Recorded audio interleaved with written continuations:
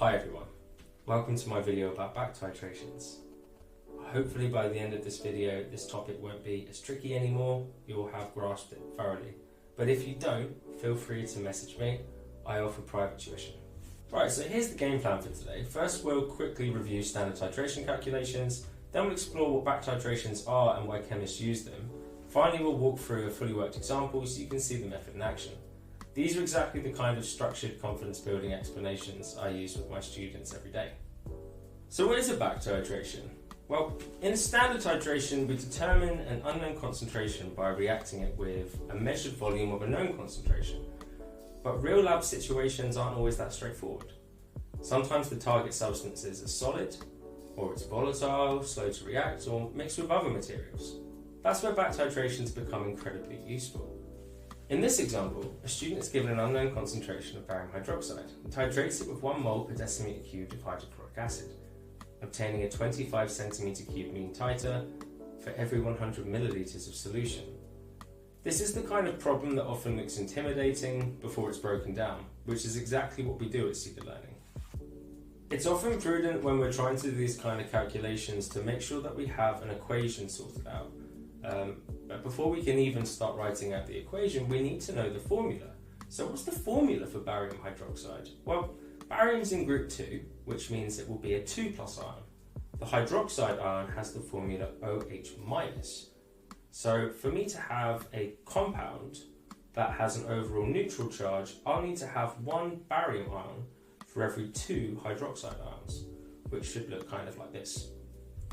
After I have that, I should be able to plug it into an equation, but looking at my equation that also seems to be incorrect. It's not balanced, is it? I've got 1 chlorine on the left hand side and I've got 2 chlorines on the right hand side. So in order to fix that problem, I'll add a 2 to my hydrochloric acid. But then I'm going to have far too many hydrogens on the left and not enough oxygens on the right. So overall, if I were to give myself 2 waters which form and 2 hydrochloric acids that need to be reacted, now this is a balanced equation.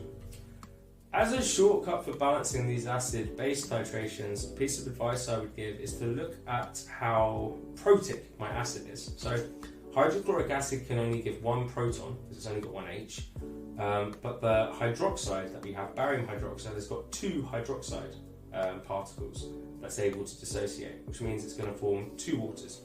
We can describe the barium hydroxide in this case as diprotic. A big problem I've found with students in the past is with these calculations, and these honestly are 3 marks if you're systematic about the way that you approach them.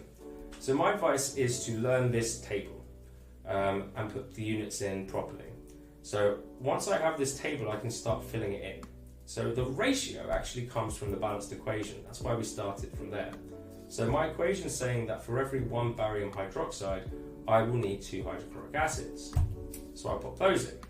Step 2 would be amount, but unfortunately that isn't available to us in any part of the question.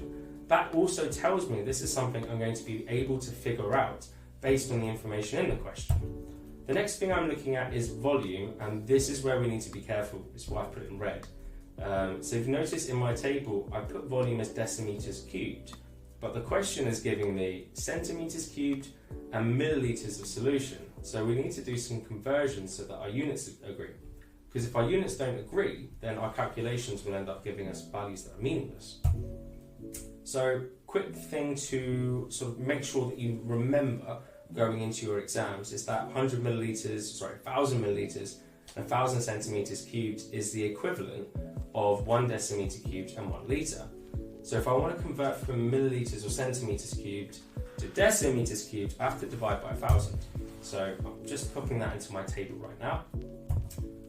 Next, the concentration is given to us in the question. So putting all that together in my table, I have been given this information based on balancing my equation and from the information in the table.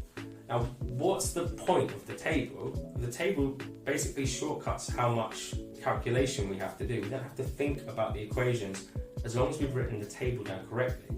That's why my advice is to really learn this table. So if I'm going up the table, it's times up, and if I'm going down the table, it's divide down. So moving up hydrochloric acid, I want to times, so I end up with the same amount. Now, the ratio is telling me that for every 1 barium hydroxide, I need to have 2 hydrochloric acids.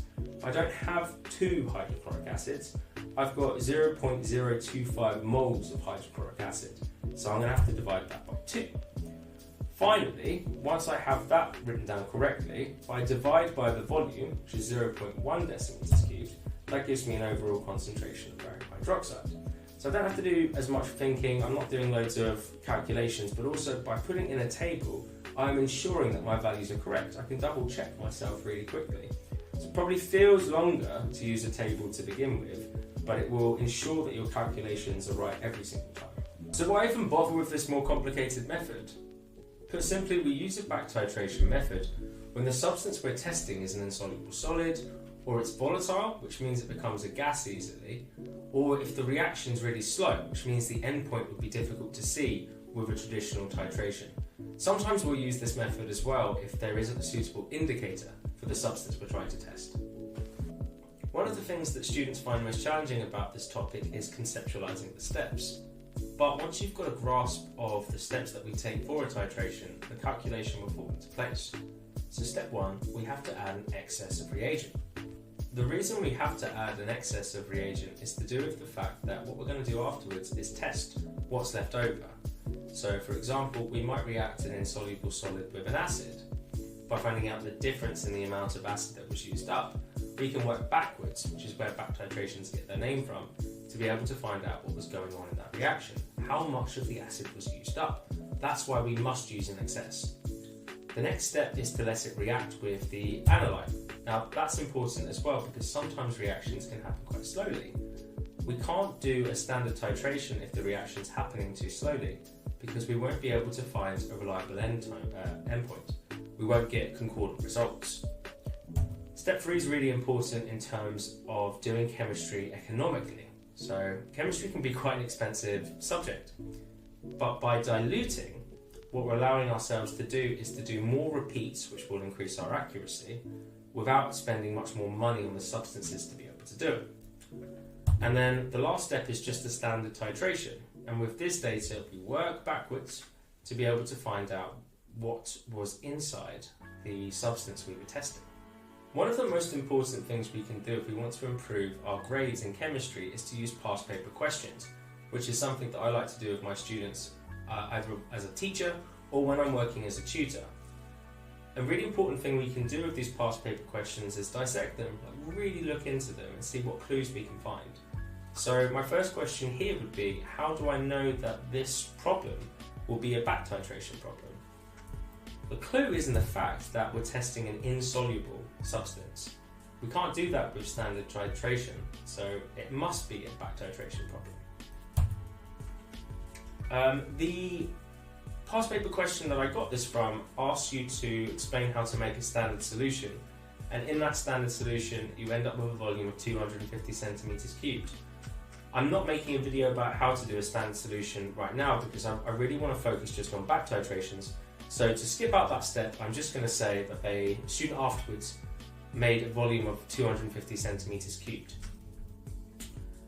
Then you get this enormous block of text, and this can be really daunting for young people. So let's get on our detective hats and look for some clues inside this text to be able to help us to solve the problem. So the first thing is the tablets. We want to know the mass inside one of the tablets, but the question is giving us what would happen if we were to do the reaction with 3 tablets. So we're going to have to remember to keep that into account. The next thing, or the next piece of information that we're given, is to do with the volume and the concentration of the hydrochloric acid that was added in excess. We know the volume that the standard solution was made up to, and we also know how much we're doing our titration with.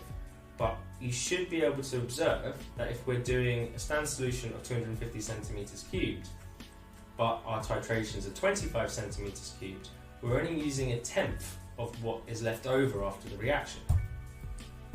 We are given the concentration of the sodium hydroxide that's reacted with our excess acid afterwards. and we're given the concordant titer, the average titer, 24.90 milliliters or centimeters cubed. So the point of a back titration is that we work backwards. So we know that the last step of a back titration is the actual titration process. So we're going to start from there. I'm going to use my handy table again. So the ratio is 1:1, and I can see that it's a 1:1 ratio because of the chemical equation. I'm reacting hydrochloric acid with sodium hydroxide. So I'm going to put that into my table, and I've put all the other values that were given to me in the text in the table as well. The equation is 1:1, which means that the same number of moles of sodium hydroxide that we used in this titration will be the amount of acid that was left over after it's been diluted. So our first step is to find the number of moles of hydrochloric acid we have in our 25 milliliter sample. So as we're going up the table, we times up. So I end up with 0.00249 moles. Because it's a 1:1 ratio, I have the same number of moles of hydrochloric acid.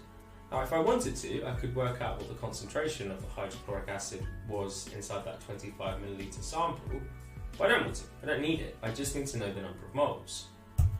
So step 2, working backwards, we need to find out how many moles of hydrochloric acid were left over after it reacted with the tablet that we were testing. So I started off with 250 centimeters cubed, but I took a 25 centimeter cubed sample. So what I've done there is I've diluted the hydrochloric acid by a factor of 10. That means that I would have 10 times as much left over before I did my dilution.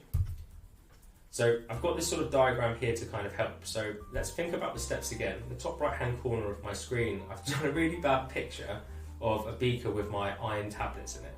So I add the iron, and it goes up to there, and then that's excess acid has been added. Then the reaction happens, so all of the iron tablets have reacted, and the difference there is the amount of acid that was used up in this reaction. To find out how much acid was used, I need to know how much acid I started off with, and then I need to find the difference between the amount of acid that was left over. The difference between those two values is the amount of acid in moles that was used by the original reaction, which was the reaction that happened in step 2. Using the equation that number of moles equals the concentration of a substance, as long as that concentration is given to us in moles per decimeter cubed, times by volume, as long as the volume is given to us in decimeters cubed, we can find out the number of moles of hydrochloric acid that we started off with. In this case, we started off with 0.05 decimeters cubed of acid, and the concentration was 1.00 moles per decimeter cubed. That means that we started off with 0.05 moles of hydrochloric acid to begin with. From step 2, we know that we ended up with 0.0249 moles of the acid after the reaction had been finished. That means that the initial reaction used 0.0251 moles. We're really close to the end now, so now that we know the number of moles of hydrochloric acid that reacted in the original reaction, we can use the equation, and you can see I've put a little circle around the equation that we care about here, to find out the number of moles of calcium carbonate that initially reacted. So the equation is telling me that for every 1 mole of calcium carbonate, I need to have 2 moles of hydrochloric acid. That means half the number of moles of the acid would be the same as the number of moles of the calcium carbonate. So I find the number of moles of my hydrochloric acid and just divide that by 2. But the question does a really sneaky thing. It's really, really neat. You've got to be really, really careful. I'm bearing in mind this is a 7-marker question. So if you didn't do this step, you'd probably just lose 1 mark. But the question starts off by saying the student dissolved 3 tablets. And then afterwards, it asks us how much calcium carbonate would be in 1 tablet. So we have to divide our value by 3, which gives us this crazy number here. I like to keep my values as the sort of irrational numbers that they are up until the end. So I do my cleanup step afterwards. So my final value would be 0.418751 and then 6s forever grams. But the question specifically asked for milligrams, so to do that conversion, I've got to divide by 1,000, or sorry, times by 1,000. Oh, do not make that mistake. Going from grams to milligrams, we are timesing by 1,000, we're not dividing by 1,000. And then the last way that you could lose a mark in this is by not thinking about your significant figures. So pretty much, yeah, all of the data here is given to 3 significant figures. So we must also quote to 3 significant figures. My final answer was approximately 418.8 milligrams. So then to round to 3 significant figures, I've put 419 milligrams. If that helped you, then I'm really glad. If you still think, oh, I could do a little bit more help with back titrations, please pop over to my website and you can book in a slot to have a chat with me and I'll be able to help you out with this topic. Thank you very much.